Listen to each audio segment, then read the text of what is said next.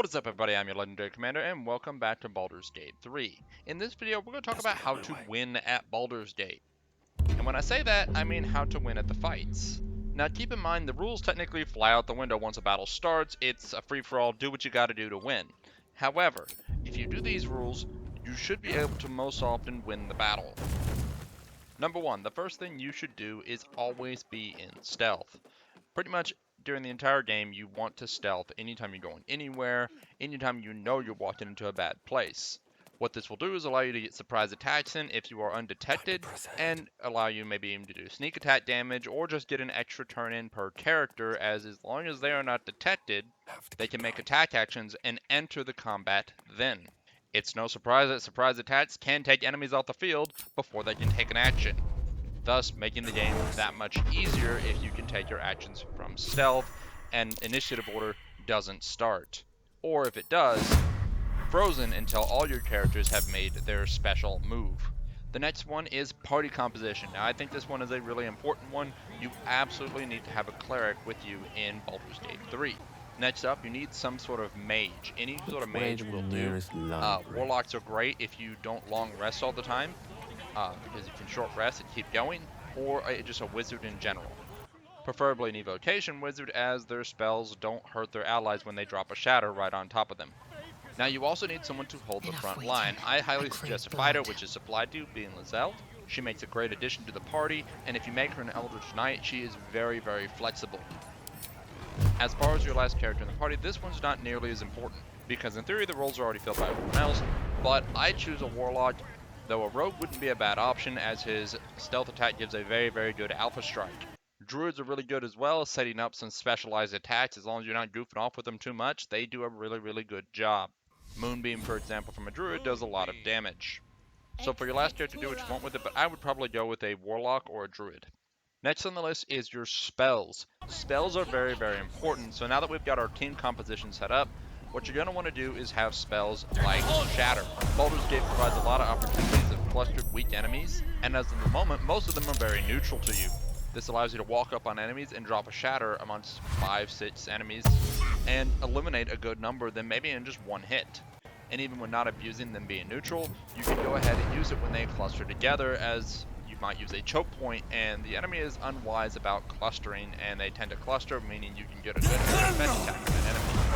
Other spells that you should definitely pack on you is Magic Missile for certain. Having that 100% hit chance allows you to sometimes use it to finish off enemies, or those hard to hit enemies that you just need to deliver damage to. You can just deliver damage without fear that you're going to keep missing. Normally I spread my Magic Missile to finish off low health enemies. Illusions sometimes can be dispelled by it as well, which is really great. Magic Missile is just too flexible to not have. Healing Word is another one that you just must have. Being able to pick up an ally on one side of the field while standing next to another and picking him up in the same turn can be really, really helpful and save you in battle. Then there's Inflict Wounds. Inflict Wounds is a really, really good spell, because Inflict Wounds is a high damaging spell that can technically kill a level 5 character in one hit, especially if it crits. Now you're not likely to get that amount of damage, but you can get some really good damage with Inflict Wounds. It also gives your cleric an appropriate touch spell that can do a lot of damage rather than using a mace. Another one is pick Bless over Bane. Bane might sound nice, but the enemy can save, as well as you can only cast it upon 4 enemies, where the enemies can be numerous, and Bless can be casted upon your own party and nobody has to save. Those are just some of my favorite spells that I tend to use all the time, and I feel they provide a lot of flexibility. At the same time, they can deliver a lot of damage, and you can almost not go wrong using them. If you keep these on you, you can still have other spells that you might actually like, but I digress, and let's move on to the next topic. Watching your clusters. Clustering up can be very, very dangerous. As you can see, when you use Shatter on the enemy, when they cluster, which you should totally do, you should also be very wary of when you cluster, the enemy doing the same to you. You have a far smaller amount of hit points total than the enemy normally. Thus, when they cast an effective spell, it is much more detrimental. Try to not cluster your allies. Keep them separated as much as possible, because the enemies will take advantage of it if they have that ability. They like to throw acids and fires that can do extra damage or lower the group's AC, making it easier to hurt all of them. The final one that's going to really help you out is target prioritization. You should target casters, anyone who can conjure anything, first, then range units, then melee, in that order. Now these options don't always present themselves. And given the nature of battle, it is a little hard to present this one. So, you're going to see an entire battle play out and how I try to prioritize casters, rangers when possible, but also the threat closest to me, and whenever there was damage available, I did heavy damage where I could. Try to eliminate those that are more hurt and that are next up in the turn order. If you can take them out, they can't take you out. Also, if you shrink the enemy's action economy, they are less likely to win at this point. Every hit's a chance to crit. You don't want to get hit by a crit if you can avoid it.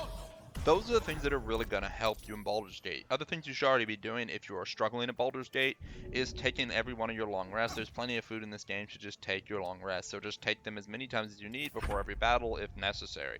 Potions of speed, scrolls, and health potions are very, very helpful, but none of those are actually necessary to winning Baldur's Gate 3. Smart tactics can really win this game for you. So as this video closes up, I hope you all understand that this video right here is being done at 1.5 speed, as well as me trying to play very quickly to get the time down of this fight. Normally these fights take me 30-40 minutes. With that all said, I hope you all enjoyed. If you did, hit that like button. Don't forget to subscribe. Make sure to tell your friends. But you all take care. And I will catch you next time.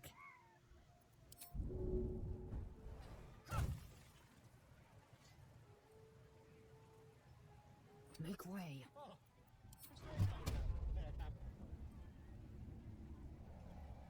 Tormentum!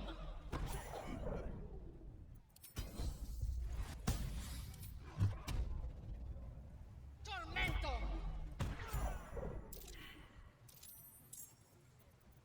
Dark Lady, help me strike true.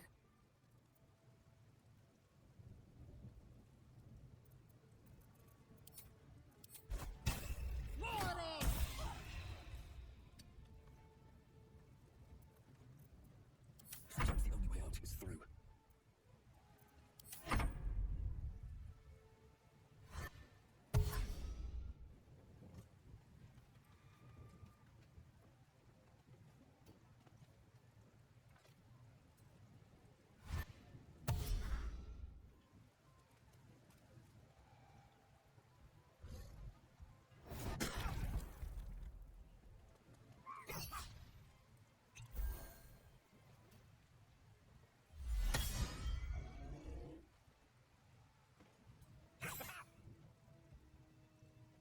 On my way.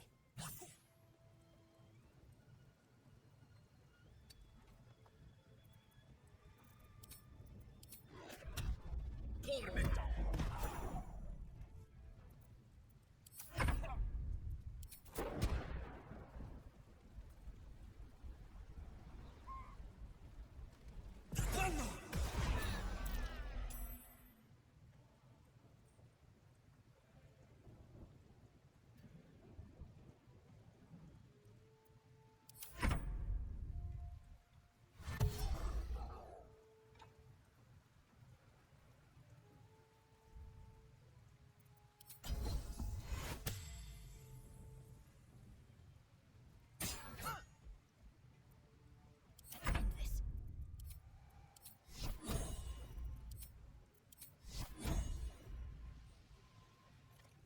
Hidden it for now.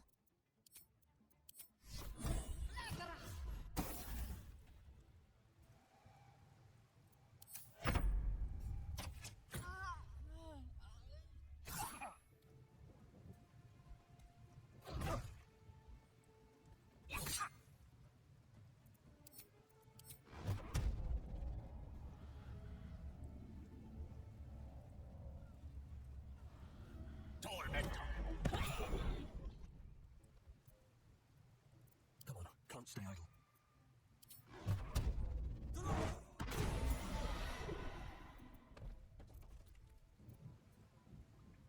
Creator, destroyer.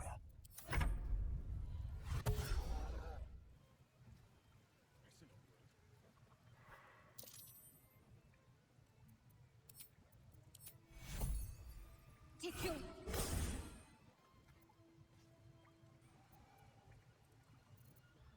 Have to keep going.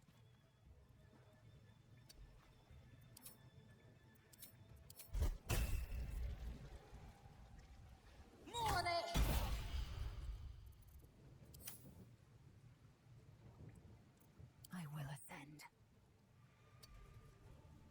Can't give up. Not now.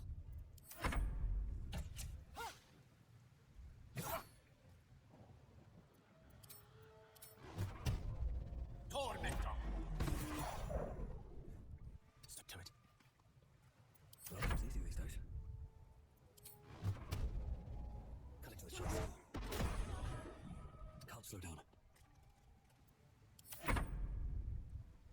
Taking position.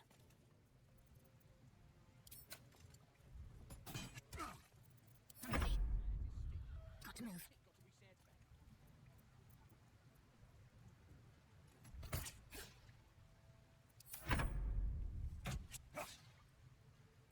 Oh, I can't even catch my breath.